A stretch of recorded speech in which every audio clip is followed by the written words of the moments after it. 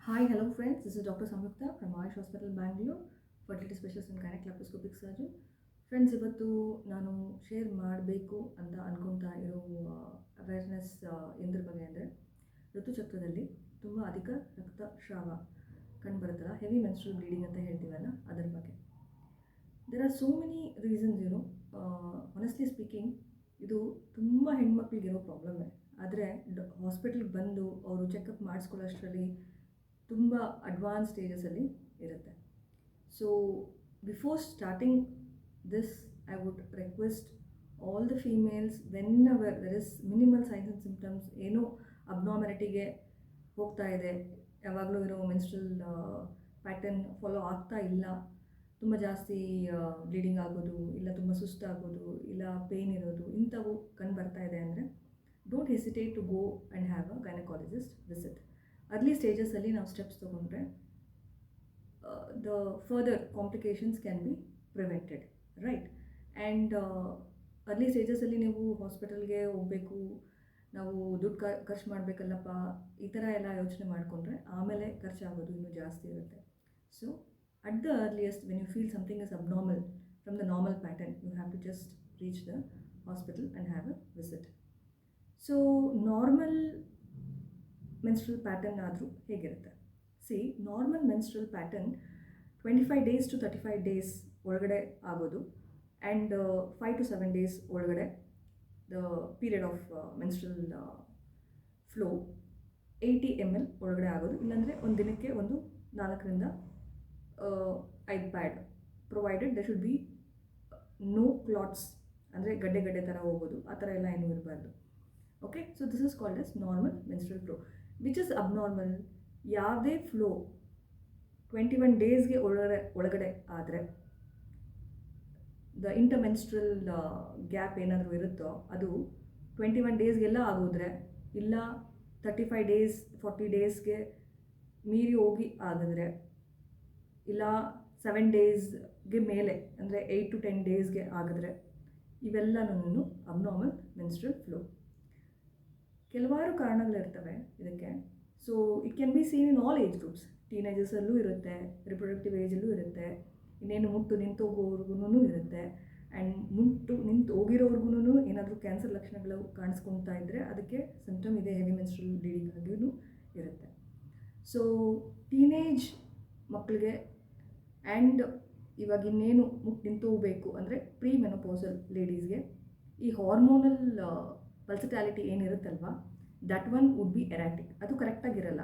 ಅದರಿಂದ ನಮಗೆ ಈ ಥರ ಹೆವಿ ಮೆನ್ಸ್ಟ್ರಲ್ ಫ್ಲೋ ಕಂಡು ಬರ್ಬೋದು. And there might be many other reasons like PCO, or there might be other issues. So reproductive ಏಜಲ್ಲಿ ನಾರ್ಮಲಿ ನಮಗೆ ಕಂಡು ಬರೋದು ಏನು ಅಂದರೆ, ಇವಾಗ ಗರ್ಭಕೋಶದಲ್ಲಿ ನಮಗೆ ಈ ಥರ ಓವರೀಸ್ ಇರುತ್ತೆ, ಇದು ಗರ್ಭಕೋಶದ ಲೈನಿಂಗ್, ಇದು inner lining, endometrial lining, and this is the myometrium, ಇದು ಮಾಂಸಖಂಡ. ಓಕೆ, ಸೊ ನಮಗೆ ಇದರಲ್ಲಿ ಓವರೀಸಲ್ಲಿ PCO ಇದ್ದರೆ ಟೀನೇಜರ್ಸ್ಗೆ usually most common problem is PCO in teenagers. So for them this one applies. Heavy menstrual flow ಅವ್ರಿಗೆ ಇದರಿಂದನೂ ಆಗ್ಬೋದು. Okay, where there would be no ovulation and unopposed ಈಸ್ಟ್ರೋಜನ್ನಿಂದ ತುಂಬ ಜಾಸ್ತಿ ಎಂಡೋಮೆಟ್ರಿಯಲ್ ಥಿಕ್ನೆಸ್ ಆಗಿ there will be breakthrough bleeding ಇರುತ್ತೆ, which will prolong for very long duration, and it will be painless also. That is one thing. And one more thing ಏನಂದರೆ, ಅವ್ರಿಗೆ ಏನಾದರೂ hypothyroidism, thyroid issues, ಇಲ್ಲ ಏನಾದರೂ hormonal problems, ಬೇರೆ hormonal issues ಎಲ್ಲ rule out ಮಾಡ್ಕೋಬೇಕಾಗತ್ತೆ, ಇಲ್ಲ obesity, this are all can lead into heavy menstrual bleeding in teenagers. Okay, and next thing, ಇವಾಗ ರಿಪ್ರೊಡಕ್ಟಿವ್ ಏಜಲ್ಲಿ ಏನು ಬರ್ಬೋದು ಅಂದರೆ, ಸಿಂಪ್ಟಮ್ಸ್ ಡಿಫ್ರೆಂಟ್ ರೀತಿಯಲ್ಲಿ ಅದು ಪ್ರೆಸೆಂಟ್ ಆಗ್ಬೋದು. ಬಟ್ ಯೂಶ್ವಲಿ ರಿಪ್ರೊಡಕ್ಟಿವ್ ಏಜಲ್ಲಿ ಈ ಎಂಡೋಮೆಟ್ರಿಯಲ್ ಲೇಯರಿಂದ ಅಬ್ನಾರ್ಮಲ್ ಗ್ರೋತ್ ಪಾಲಿಪ್ ಇರ್ಬೋದು. ಇದು ಯೂಶ್ವಲಿ ಮೆನ್ಸಸ್ ಇನ್ನೇನು ಬರಬೇಕು ಅನ್ನೋ ಟೈಮಲ್ಲಿ ಮುಂಚೆನೇ ಒಂದು ಸ್ವಲ್ಪ ಸ್ಪಾಟಿಂಗ್ ಆಗೋದು, ಇಲ್ಲ ಮೆನ್ಸ್ಟ್ರಲ್ ಸೈಕಲ್ ನಡುವೆ ಸ್ವಲ್ಪ ಇಂಟರ್ಮೆನ್ಸ್ಟ್ರಲ್ ಸ್ಪಾಟಿಂಗ್ ಥರ ಆಗೋದು, ಈ ಥರ ಲಕ್ಷಣಗಳಿಗೆಲ್ಲ ಇರುತ್ತೆ ಇದರಲ್ಲಿ. ಆ್ಯಂಡ್ ಈ ಮಾಂಸಖಂಡದಲ್ಲಿ ಫೈಬ್ರಾಯ್ಡ್ಸ್ ಅಂತ ಹೇಳ್ತೀವಿ. ಈ ಫೈಬ್ರಾಯ್ಡ್ಸು ಇದ್ರದ್ದು location varied type of occasions ಇರ್ಬೋದು. ಇಲ್ಲ ಇದು ಎಂಡೋಮೆಟ್ರಿಯಮಲ್ಲಿ ಪ್ರೊಟ್ರೂಡ್ ಆಗಿರ್ಬೋದು, heavy menstrual flow with dysmenorrhoea ಆಗಿರ್ಬೋದು, ಇಲ್ಲ ಮಾಂಸಖಂಡದಲ್ಲೇ ಇರ್ಬೋದು, ಇಲ್ಲ ಬರೀ ಡಿಸ್ಮೆನೋರಿಯಾ ಎಲ್ಲ ತುಂಬ ಪೇನ್ಫುಲ್ ಪೀರಿಯಡ್ಸ್ ಆಗಿರ್ಬೋದು, ಇಲ್ಲ it can be outside serosal ಲೇಯರಲ್ಲಿ ಇರ್ಬೋದು. It might not show up much signs and symptoms. ಕೆಲವೊಂದು ಟೈಮು ಸರ್ವೈಕಲ್ ಫೈಬ್ರಾಯ್ಡಲ್ಲಿ ಇರ್ಬೋದು, ಅಂದರೆ ಈ ಗರ್ಭಕೋಶದ ಬಾಯಿನ ಹತ್ರ ಇರ್ಬೋದು. That might lead into some frequency of ಏನು ಹೇಳೋದು, ತುಂಬ ಸತಿ ಯೂರಿನ್ ಹೋಗೋ ಥರ ಒಂದು ಫೀಲಿಂಗ್ ಇರ್ಬೋದು. ಇಲ್ಲ it can have a pressure signs and symptoms on the bladder, and there might be many other location, ಅಂದರೆ ಎಲ್ಲಿ ಸೈಜು, ಲೊಕೇಶನ್ನು, ಎಷ್ಟು ದಿನದಿಂದ ಇದೆ, ಇದ್ರ ಮೇಲೆಲ್ಲ ಡಿಪೆಂಡ್ ಆಗುತ್ತೆ.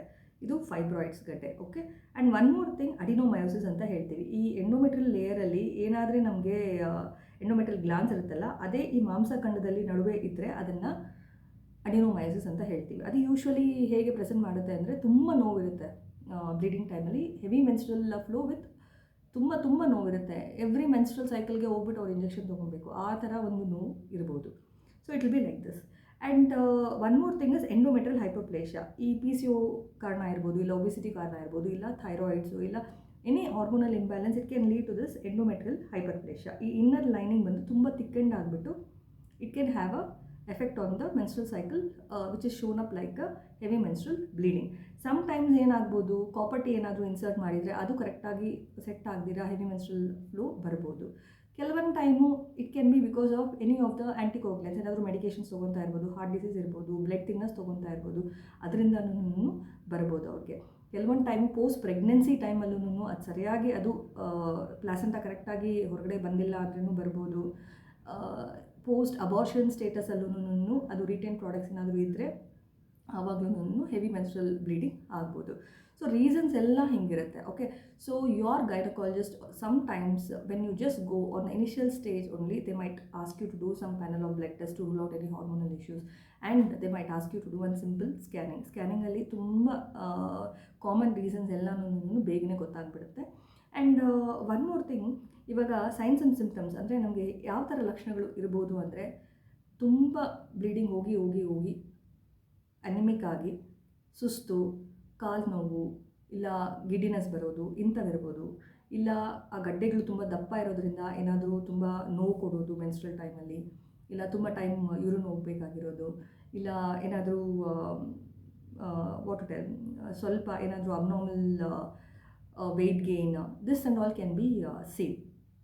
And one more thing, scanning ಆದಮೇಲೆ ಇವಾಗ ಅಬ್ನಾರ್ಮಲ್ ಎಂಡೋಮೆಟ್ರಿಯಲ್ ಗ್ರೋತ್ ಇರುತ್ತಲ್ಲ, ಅದಕ್ಕೆ ಒಂದು ಪಿಪ್ಪಲ್ ಟೆಸ್ಟ್ ಅಂತ ಒಂದು ಬರುತ್ತೆ. ಅದನ್ನು OPD ಬೇಸಿಸಲ್ಲಿ ನಿಮ್ಮ ಡಾಕ್ಟ್ರು ಸುಮ್ಮನೆ ಒಂದು ಎಂಡೋಮೆಟ್ರಿಯಲ್ ಟಿಶ್ಯೂ ತೊಗೊಂಡು ಅದನ್ನು ಟೆಸ್ಟಿಗೆ ಕಳಿಸಿ, ಅದರಲ್ಲಿ ಏನಾದರೂ ಇದ್ದರೆ, ಅಂದರೆ ಏನಾದರೂ ಅಬ್ನಾರ್ಮ್ಯಾಲಿಟಿ ಇಲ್ಲ ಕ್ಯಾನ್ಸರ್ ಥರ ಇದ್ದರೆ ಅದ್ರ ಪ್ರಕಾರ ಟ್ರೀಟ್ಮೆಂಟ್ ಮಾಡ್ತಾರೆ. ಬೈ ಚಾನ್ಸ್ ಆ ಥರ ಏನೂ ಇಲ್ಲ ಅಂದರೆ they would suggest you some medications. Okay. See, friends, don't be in a hesitation mode to go and approach your gynecologist, because there is always a prevention mode at the early stages. Medications ಇಂದ ತುಂಬ ತಡೆ ಕಟ್ಬೋದು.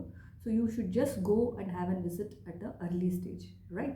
And ಈ medications ಇಂದ ಆಗ್ತಿರೋದೇ next ಇಂಟರ್ವೆನ್ಷನ್ಗೆ ಹೋಗುತ್ತೆ. And one more thing, ಈ ಅಡಿನೋಮಯೋಸಿಸ್, heavy menstrual bleeding, ಈ fibroids ಅಂಥವಕ್ಕೆಲ್ಲ ಮಿರಿನಾ ಅಂತ ಕಾಪರ್ ಟೀ ಥರನೇ ಇರೋದು ಒಂದು ಡಿವೈಸ್ ಇದೆ. ಅದನ್ನು ಹಾಕ್ಕೊಂಡ್ರೆ ಅಕಸ್ಮಾತ್ ಅದು ಸುಮಾರು ಜನಕ್ಕೆ ಸೆಟ್ ಆಗುತ್ತೆ. ಸೊ ಅಕಸ್ಮಾತ್ ಅದು ಸೆಟ್ ಆಗಿದ್ರೆ there will be a wonderful relief from your heavy menstrual flow, where there is no need of taking any daily pills, ಏನು ಬೇಕಾಗಲ್ಲ. ಬಟ್ ಅದು ಒಂದು ಸತಿ ಹಾಕಿದ್ರೆ ಒಂದು 5 to 7 yearsವರೆಗೂ it would take care of your heavy menstrual bleeding, provided you should go and have the checkups, whether ಅದು ಲೊಕೇಶನಲ್ಲಿ ಇದೆಯಾ, ಇನ್ಫೆಕ್ಷನ್ ಏನೂ ಆಗಿರಬಾರ್ದು, ಆ ಥರ ಒಂದು ಪ್ರಿಕಾಷನ್ಸ್ ತೊಗೊಬೇಕಾಗತ್ತೆ. And every time during your menstrual cycles, try to maintain a proper hygienic methods. Okay. Just ಒಂದು 3-4 hours ಒಂದೊಂದು ಪ್ಯಾಡ್ ಚೇಂಜ್ ಮಾಡೋದು, ಏನಾದರೂ ವೈಟ್ ಡಿಸ್ಚಾರ್ಜ್ ಏನಾದರೂ ಸ್ಟಾರ್ಟ್ ಆದರೆ ಅದನ್ನು ತಕ್ಷಣ ಹೋಗ್ಬಿಟ್ಟು ಟ್ರೀಟ್ ಮಾಡ್ಕೊಳ್ಳೋದು. ಆ್ಯಂಡ್ ಟು ಯೂಸ್ ಕಪ್ಸ್ ಕೆಲವೊಬ್ರು ಯೂಸ್ ಮಾಡ್ಬೋದು, ಅದನ್ನು ಕರೆಕ್ಟಾಗಿ ಸ್ಟೆರೈಲ್ ರೀತಿಯಲ್ಲಿ ಯೂಸ್ ಮಾಡೋದು. ಸೊ ಇಂಥವೆಲ್ಲನೂ ತುಂಬ ಇಂಪಾರ್ಟೆಂಟ್ ಆಗುತ್ತೆ. At the earliest, if you just feel like there is heavy menstrual bleeding and you're falling short with all your energy, just go ahead and meet your gynecologist.